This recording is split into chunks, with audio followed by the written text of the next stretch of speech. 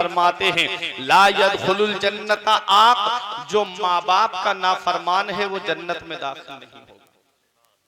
जो माँ बाप का नाफरमान है, माँ बाप को सताने वाला है, वो जन्नत में दाखिल नहीं होगा। माँ बाप क्या है? अल्लाह की कितनी बड़ी नेमत है।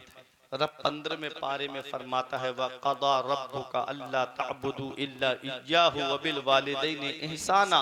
रब कुरान में फरमाता है हुक्म दिया तुम्हारे रब ने कि तुम अल्लाह के सिवा किसी की परस्तिश ना करो, अल्लाह के अलावा किसी की परस्तिश ना करो और अपने माँ बाप के साथ हुस्न सलूक करो। अल्लाह ने जहां अपनी इबादत का हुक्म दिया है वहीं फौरन उसके बाद में माँ बाप के साथ भलाई करने का हुक्म दिया है।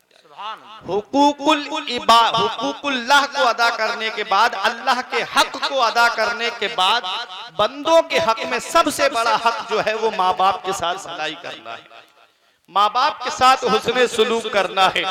होता क्या है, जब माँ बाप बूढ़े हो जाते हैं तो बेटा समझता है कि पता नहीं कब इनकी चारपाई मेरे घर से उठेगी, पता नहीं ये कब ये घर छोड़ करके जाएंगे। लेकिन मैं कहूंगा उन नौजवानों से कि आज जिस बूढ़े की खांसी तुम्हें अच्छी नहीं लगती, आज जिस माँ का तुम्हें बोलना अच्छा नहीं लगता, एक दिन आएगा कि वो खांसी की आवाज तुम्हें नहीं आएगी, एक दिन आएगा कि माँ का बोलना तुम्हें नजर नहीं आएगा।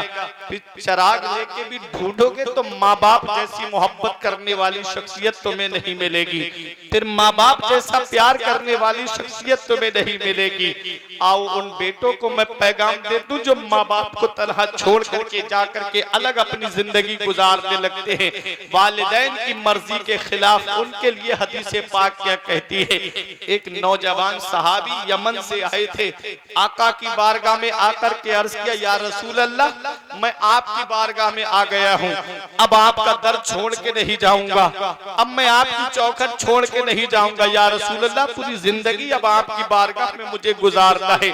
मदीने वाले मुस्तफा ने इरशाद फरमाया क्या तेरे माँ बाप हैं? उन्होंने अर्ज किया हाँ या रसूल अल्लाह मेरे माँ बाप हैं। नबी ने फरमाया क्या उनसे इजाजत लेके आए हो?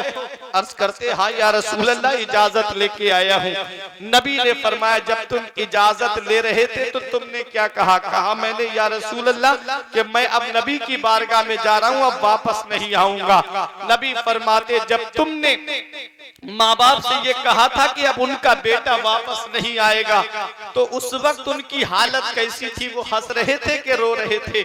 सहाबी ने अर्ज किया या रसूल अल्लाह गले मिल करके फूट फूट करके रो रहे थे कि बेटा जा रहा है अब वापस नहीं आएगा, गले मिल के फूट फूट करके रो रहे थे। हदीस पाक के अल्फाज है मदीने वाले मुस्तफा इस अंदाज में उठे कि आपके जिस्म के अंदर झुरझुरी पैदा हो गई। हदीस पाक में आता है नबी ने फरमाया इरजी इलैहिमा फअदहिकुहुमा कमा अबकैतहुमा। नबी इरशाद फरमाते मेरे सहाबी वापस चले जाओ, जहां से आए हो वहीं चले जाओ, अरे अपने माँ बाप के पास चले जाओ, उनको जैसे रुला के आए हो वैसे उन्हें हंसा दो, वो यमन में खुश हो जाएंगे, तेरा नबी तुझसे मदीने में राजी। सुभान अल्लाह। पता चला जिस घर में माँ बाप पे जुल्म और सितम होते हैं उस घर के दरो दीवार भी आंसू बहाते हैं। क्या बात। नबी फरमाते जाओ अपने माँ बाप के पास रहो और उन्हें खुश कर दो, वो वहां राजी हो गए तो तेरा नबी तुझसे मदीने में राजी हो जाए। अल्लाह अकबर। ये माँ बाप कितनी बड़ी अल्लाह की नेमत है, इसका पता हमें तब चलता है जब ये साया हमारे सर से उठ जाता है। आज माँ बाप को हम नहीं समझ पाते, पता तब चलता है ना आदमी जब खुद बाप बनता है, जब खुद की औलाद होती है ना तब पता चलता है कि बाप क्या होता है और माँ क्या होती है। हमने देखा है, दुनिया का जायजा लिया है और हमारे ऊपर भी गुजरी है। जब हमारी बच्ची का इंतकाल हुआ था तब पता चलता है कि बाप क्या होता है। जब इंसान की औलाद बीमार पड़ती है तो कैसे डॉक्टरों के घरों के इंसान चक्कर लगाता है। रात के 12 बजे भी अगर बेटा बीमार पड़ जाए तो रात के 12 बजे भागता है अपने बेटे को लेके कि डॉक्टर साहब उठो, रात के 12 बजे जगाता है। अगर गांव के सिंगोती के डॉक्टर से फायदा नहीं होता तो रिछा लेके जाता है, वहां भी डॉक्टर ने मना कर दिया तो बरेली लेके जाएगा, और बरेली के भी डॉक्टर से फायदा नहीं हुआ तो कोई लखनऊ, कोई दिल्ली, जहां जिसने जैसा बताया वहां अपनी औलाद को लेके गया। और क्या कहा डॉक्टर से, डॉक्टर साहब ये मेरे बुढ़ापे का सहारा है, ये मेरा लाल है, ये मेरे जिगर का टुकड़ा है।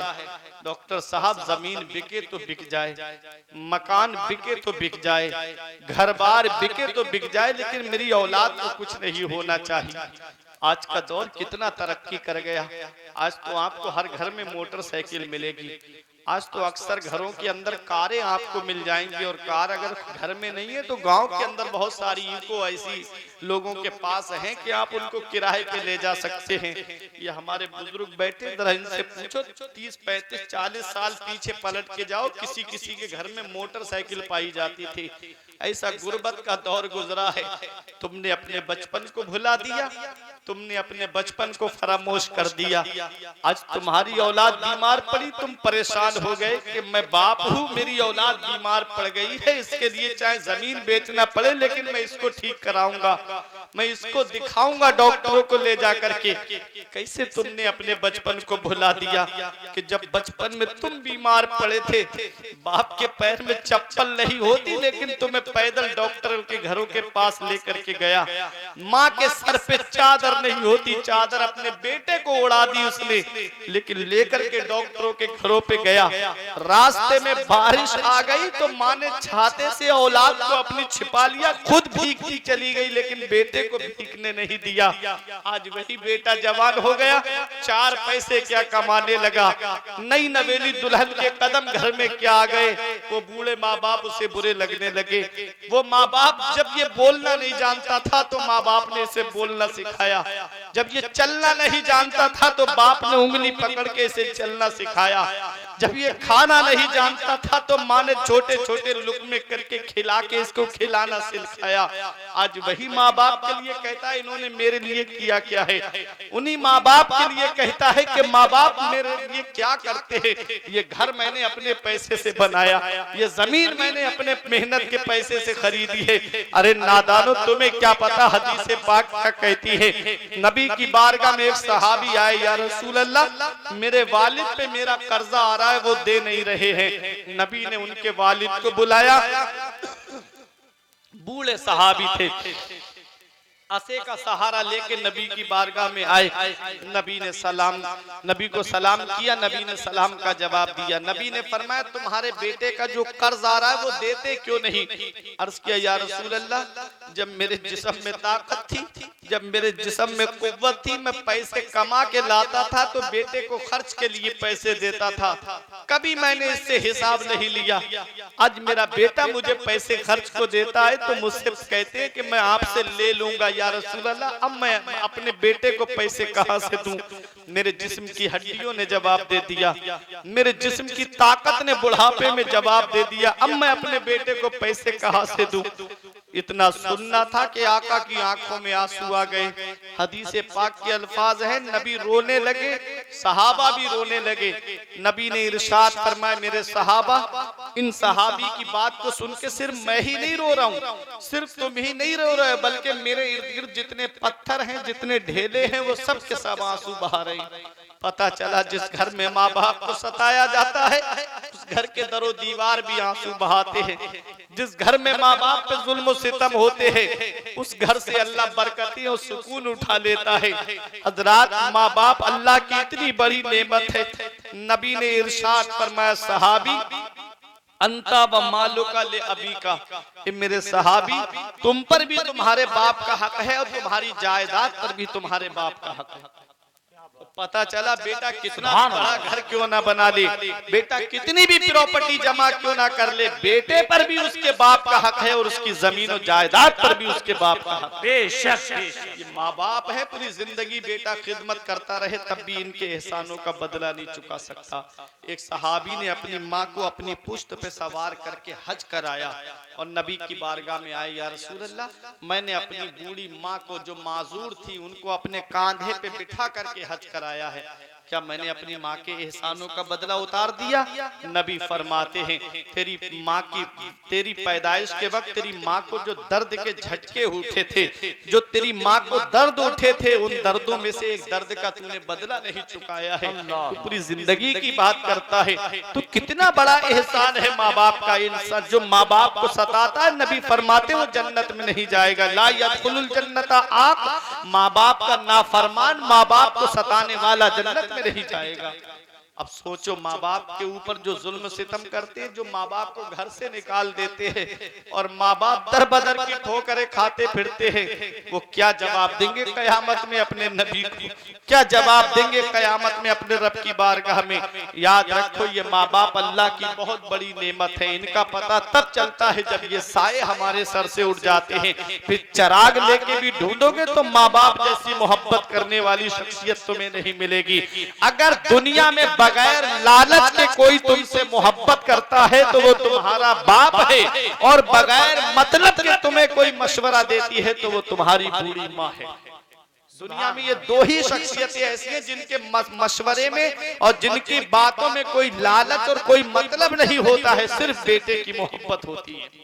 वो हमेशा अपनी औलाद का भला चाहते हैं। इसलिए मुश्किल से चंद बच्चों को पाला था जतन से, बुढ़ापे में मेहनत का सिला उनसे ना पाई। हर चीज तो तकसीम हुई बाप के मरते, एक माँ थी जो हिस्से में किसी के नहीं आई। बुढ़ापा क्या जवानी क्या ये बचपन बांट लेते हैं। न होकर दिल में गुंजाइश तो आंगन बांट लेते हैं, न होकर दिल में गुंजाइश तो आंगन बांट लेते हैं। नहीं मंजूर हिस्से में किसी बेटे को अपनी माँ, मगर आपस में बूढ़ी माँ के कंगन बांट लेते हैं। नहीं मंजूर हिस्से में, बुढ़ापे में बंटवारा होता है माँ बाप का कि बाप एक महीना मेरे घर खाएगा, माँ एक महीना तेरे घर खाएगी। होता है कि नहीं होता है? याद रखो, रब कुरान में फरमाता है वला तकुल्लहुमा उफ़्फ़िन वला तनहरहुमा वकुल्लहुमा कौलन करीमा। रब फरमाता है अपने माँ बाप को उफ तक मत कहो। जब भी बोलो तो मोहब्बत के साथ बोलो, जब भी बोलो तो नरमी के साथ बोलो। ये कुरान हमें हुक्म देता है। रब फरमाता है वक़्फ़िद लहुमा ज़नाहजुल ज़ुल्ल मिनर रहमा। रब फरमाता है अपने माँ बाप के लिए मेहरबानी का बाजू बिछाओ। क्या बात, सुभान, मेहरबानी का बाजू बिछाओ माँ बाप के लिए। वक़ुर रब्बिरहमहुमा कमा रब्बयानी सगीरा, 15वां पारा पढ़ के देखो सूरह बनी इसराइल। रब फरमाता है और अपने माँ बाप के लिए ऐसे दुआ करो कि ऐ मेरे परवरदिगार, जैसे मेरे माँ बाप ने बचपन में मेरे ऊपर रहम किया है वैसे ही उनके ऊपर रहम फरमा। माँ बाप कितना रहम करते हैं बचपन में अपने बेटे के ऊपर कि अगर बेटे से कोई चीज टूट जाती है तो बाप कुछ नहीं कहता। माँ कहती है देखो इसने फला काम बिगाड़ दिया, बाप कहता है चलो मैं दूसरा ला दूंगा। यही तो कहता है। औलाद को मारता तो नहीं है, उसे कूटता तो नहीं है, उसे पीटता तो नहीं है, दूसरी चीज ला के रख देता है। बचपन को इंसान भुला देता है। कुरान कहता है कि अपने माँ बाप के लिए ऐसे दुआ करो कि ऐ मेरे परवरदिगार, मेरे माँ बाप पे वैसा रहम फरमा जैसा उन्होंने बचपन में मेरे ऊपर। सुभान अल्लाह। क्योंकि जब माँ बाप 50 से ऊपर होते हैं, 60 साल के करीब पहुंचते हैं, उलमा फरमाते हैं अकल जो है वो